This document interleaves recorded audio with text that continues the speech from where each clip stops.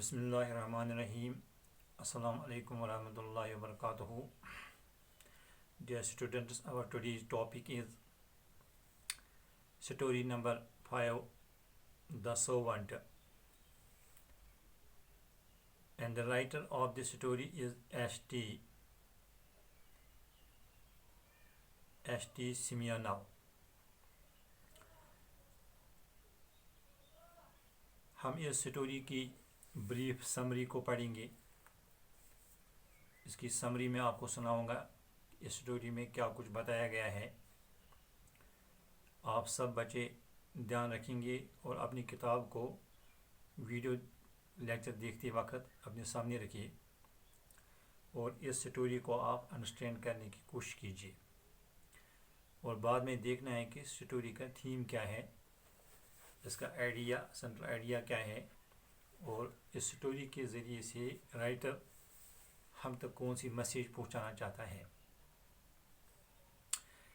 This is the story of Russian village boy named جراثیم.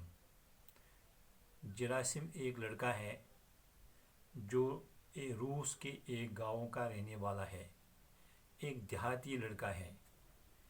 A rural boy, ایک دیہات کا رہنے والا ہے. He belonged to a peasant family, but from early boyhood he had been living in Moscow. یہ لڑکا جراثیم جو ہے ایک کسان فیملی سے, ایک ایسی فیملی سے تعلق رکھتا ہے جو رسٹک ہے, دیہاتی ہیں, دیہی ہیں, جو کسان ہیں. تو while he was yet a mere child, اور وہ بچپن سے ماسکو میں رہتا تھا, کام کرتا تھا وہیں پر, تو وہیں رہتا تھا. while he was yet a mere child, جب وہ ابھی چھوٹا سا بچہ تھا, he worked as bottle washer in a brewery. وہ bottle washer means one who washes the bottles. تو بوٹل واشر تھا یہ شراب خانے میں.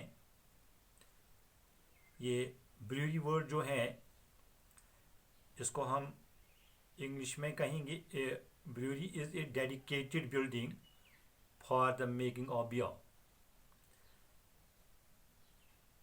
تو وہاں شراب خانے میں یہ بوتلوں کو صاف کرنے کا, واش کرنے کا کام کرتا تھا. Then he worked as a law servant in a house. تب ایک law servant, ادنا نوکر کی حیثیت سے ایک مکان میں, ایک گھر میں وہاں وہ کام کرنے لگا.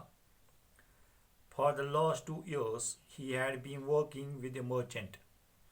پچھلے 2 سال سے یہ لڑکا جراثیم ایک مرچنٹ کے ساتھ کام کر رہا تھا, ایک سوداگر کے ساتھ اس کا نوکر تھا, اسی کے گھر میں کام پر تھا. Then he was called back to his village for military duty. تب ایک دن کیا ہوا, اس کے گاؤں سے اس کو ایک سندیشہ ملا, ایک خبر ملی کہ آپ گھر آؤ, یا ملٹری کی بھرتی ہونے والی ہے, آپ بھی یہاں آ جاؤ. اور جب یہ واپس آیا, but he was not selected for military service. لیکن اس ملٹری سروس کے لیے اس کو سلیکٹ نہیں کیا گیا, یہ انفٹ نکلا. So he had nothing to do in the village. اب اس کو ولیج میں رہنے کے لیے کوئی کام ولیج میں نہیں تھا, وہ بالکل بیکار رہا. Living in the village seemed dull to him. Village میں بیکار رہنا اس کے لیے بے لطف لگا اس کو, اور وہ پریشان رہا, اس کو مزہ نہیں آیا. He was not used to village life. چونکہ ہم جانتے ہیں, ہم نے ابھی پڑھا, یہ بچپن سے ہی ماسکو میں تھا, تو اس کو ولیج لائف جو ہے اس میں اتنا نہیں رہ سکا تھا, تو اس لیے اس کو ولیج لائف پسند نہیں تھی. So he came back to Moscow and tried to find some job for himself. اس لیے یہ جراثیم اپنے گاؤں سے واپس لوٹ کر پھر ماسکو آیا اور کوئی کام ڈھونڈنے لگا, اس لیے کہ کوئی کام اپنے لیے ڈھونڈ سکے. He went to his previous master وہ پرانے مالک جہاں پہلے سے کام کر رہا تھا اسی کے پاس گیا. But the police had been fled already, لیکن اس نے اس کی جگہ پر اس کے پرانے مالک نے کسی اور دوسرے آدمی کو لگایا تھا، تو وہ فل اپ ہوا تھا وہ پوسٹ، وہ کام. اب وہاں پر اس کی ضرورت نہیں تھی. He met all the people he knew in Moscow, Moscow میں جن کے ساتھ اس کا تعلق تھا، جن کے ساتھ اس کا اٹھنا بیٹھنا تھا، جن کو یہ جانتا تھا، وہ ان سب کو یہ ملا. اینڈ انہیں کہا کہ مجھے کام دلاؤ. But none could find any job for him، لیکن ان میں سے کوئی بھی آدمی اس کے لیے کوئی جاب، کوئی کام ڈھونڈ نہ سکا.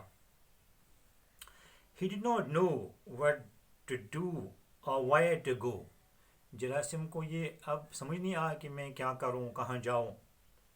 Sometimes he had to go without food the whole day، کسی وقت اس کو سارا دن بھوکا رہنا پڑا بیچارے کو.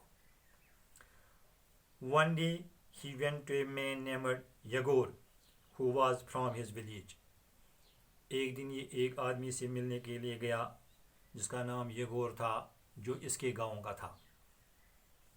This man worked as a coachman with a rich merchant، یہ ایک کوچ مین کے ایک امیر سوداگر کے ساتھ کام پر تھا. وہاں ایز اے کوچ مین یہ کام کر رہا تھا. A coachman is a man مین who drives a coach or carriage، جس کو ہم اردو میں گاڑی بان کہیں گے، یا اس کو اردو میں ایک اور ورڈ ہم کہیں گے کوچوان. تو یہ یگور جو ہے ایک کوچ مین تھا with this rich merchant. He had an oily tongue and had earned the favor of his master. Oily tongue. اب دیکھیے oily tongue means to have an oily tongue means to be very smooth with words، جس کو ہم اردو میں چربی زبان کہیں گے. بہت سے لوگ ایسے ہوتے ہیں جن کی زبان چربی ہوتی ہے، جن کو بولنے کا ایک ڈنگ ہوتا ہے، جن کے بولنے میں ایک دھوکہ ہوتا ہے، جو کس کا فیور اپنی زبان کی مٹھاس سے حاصل کرتا ہے، جس کو جھوٹ بولنا بھی آتا ہو، جس کو چغل خوری بھی آتی ہو، جو اپنے آفیسرز کو دوسروں کو دشمن بناتا ہو، جو اپنے آفیسرز کو دوسروں کی چغل خوری کرتا ہو اور اپنے آپ کو اپنی باتوں سے پیارا بناتا ہو، پیارا بنانے کی کوشش کرتا ہو، اس کو ہم آئلی ٹنگ کہیں گے. ایسے لوگ بہت ہی خطرناک ہوتے ہیں، جو بڑے بڑے لوگوں کو بیکار بنا دیتے ہیں، جو بڑے بڑے لوگوں کو خراب کر دیتے ہیں، جو ذہین انسانوں کو بھی خراب، جو اچھے ایڈمنسٹریٹرز کو خراب کر دیتے ہیں. یہ آئلی ٹنگ والے لوگ بہت خطرناک ہوتے ہیں. اور اسی لیے یہ آئلی ٹنگ جو ہے، اس کی چرب زبانی جو اس کی تھی، اس جراثیم کی، اس نے اپنے مالک کو مول لیا تھا اس کی وجہ سے، تو اس کا سارا فیور حاصل کیا تھا. ہی served him with تو اس نے کیا کیا. He had an oily tongue and had earned the favor of his master. جراثیم told him how he had failed to find any job in Moscow. جراثیم نے اس سے کہا، اس یگور سے، کہ دیکھو میں نے اپنی داستان کہی، میں نے کیسے اپنی جاب کو کھو لیا. تو میں نے کھو دیا میں نے اپنی جاب کو، میں اپنے جاب جو میں یہاں کر رہا تھا، میں کیسے، مجھے گھر سے سندیش آیا، میں وہاں گیا، تو پھر کیسے میں اس جاب لیس بن گیا. تو یگور نے کیا کیا، یگور نے اسے he served him with tea and also gave him something to eat. اس نے اس کو چائے پلائی اس جراثیم کو، اور اس کے لیے کچھ کھانا شانا تیار کیا، اس کو کچھ کھانے کو دیا. جراثیم told him how he had failed to find any job in Moscow. At this, coachman started giving a long sermon on honesty and faithfulness. اور اس کا سننا ہی تھا، ایک بہت بڑی تقریر شروع کی کہ اس پر ڈیوٹی پر، فرائض کو انجام دینے پر، اور فیتھفلنس وفاداری پر اس نے بہت بڑا لیکچر دیا. He said that workers are not generally honest and faithful. اس نے کہا کہ جراثیم سنو، یہ کام کرنے والے لوگ جو ہوتے ہیں یہ سبھی جنرلی جو ہیں ہوتے ہیں آنیسٹ نہیں ہوتے ہیں، اور جو ہیں فیتھفل بھی نہیں ہوتے ہیں، وفادار بھی نہیں ہوتے ہیں. That is why they are refused employment when they come back again. اسی لیے جب وہ واپس آتے ہیں کام مانگنے کے لیے تو ان کو انکار کیا جاتا ہے, ان کو ریفیوز کیا جاتا ہے. They are being refused. However, he said that he would speak to his master for him. تب بھی اس نے کیا کیا, اس نے کہا کہ چلو میں اپنے مالک کے ساتھ آپ کے بارے میں بات کروں گا, آپ کی نوکری کے بارے میں بات کروں گا. It was time for the coachman to take his master to town. یہ اس وقت وہ اس کو اپنا مالک اس کوچ مین کو ٹاؤن لینا تھا, اس کو ٹاؤن کی طرف گاڑی میں لینا تھا, وہاں پر کوچ میں لینا تھا وہاں پر. تو یہ اس وقت وہی وقت تھا اس کے لیے.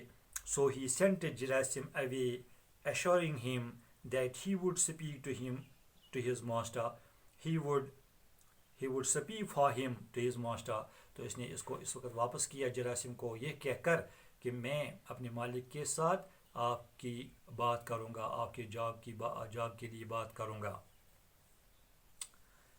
Now there was an old man working with the merchant as an all-purpose servant. اب یہ مرچنٹ جو ہے اس کے پاس ایک بوڑھا نوکر تھا.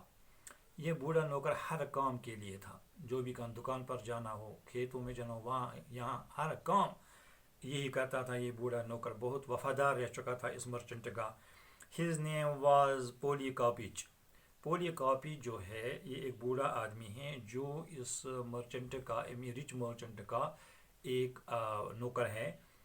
Yegor started convincing his master that Polycarpich had become too old to work properly. اب یگور نے, چونکہ یہ رچ مرچنٹ اچھے دل کا آدمی تھا, ایک نیک آدمی تھا, ایک اچھا آدمی تھا, تو دیکھیے کیسے ایک آئل ٹنگ والا آدمی, کیسے اچھے لوگ خراب ہو جاتے ہیں اس فلیٹرنگ کی وجہ سے, اس جو ہے خوش آمدی کی وجہ سے, کیسے اچھے لوگ بھی برے بن جاتے ہیں. حالانکہ وہ جانتا ہے کہ یہ میرا اولڈ سرونٹ جو ہے جس کا نام پولیکارپچ ہے, تو یہ کتنا وفادار ہے, کتنا فیتھفل ہے, یہ جانتا ہے. لیکن اس یگور نے اپنی چربی زبان کا استعمال کرتے ہوئے اس میں کہنے لگا کہ میں مالک سے کہنے لگا کہ یہ جو پولیکارپچ ہے اب بوڑھا ہو چکا ہے, اب کوئی کام پراپرلی نہیں کر سکتا ہے, صحیح ڈھنگ سے کوئی کام کر ہی نہیں سکتا ہے. تو اس کے کانوں میں بات بھرنے لگا اس کے خلاف. حالانکہ وہ مرچنٹ اس بوڑھے نوکر کو بہت چاہتا تھا, اس کی بہت ریسپیکٹ کرتا تھا. تو اس نے اپنی چرب زبان کا استعمال کرتے ہوئے اس بوڑھے آدمی کے متعلق اس کے دل میں نفرت ڈال دی. He said that the old man was no good now and should be dismissed. اس نے اپنی اس مرچنٹ سے کہا کہ یہ اولڈ مین جو ہے, یہ اولڈ سرونٹ جو ہے, یہ اتنا گڈ نہیں ہے, اس کو اب نکال باہر کرنا چاہیے, اس کو ڈسمس کرنا چاہیے. He added that there was a young man from his village. اور ساتھ ہی اس نے ایڈ کیا, ساتھ ہی یہ بات بتائی, ساتھ ہی اس کی سفارش کی. اس نے کہا کہ میرے گاؤں سے ایک جوان آدمی آیا ہے اور اس کا نام جراثیم ہے, جو وداؤٹ جاب ہے, جس کے پاس کوئی کام نہیں ہے. He could be kept as a man of all work. آپ اس کو رکھ سکتے ہو اور وہ ہر کام انجام دے سکتا ہے.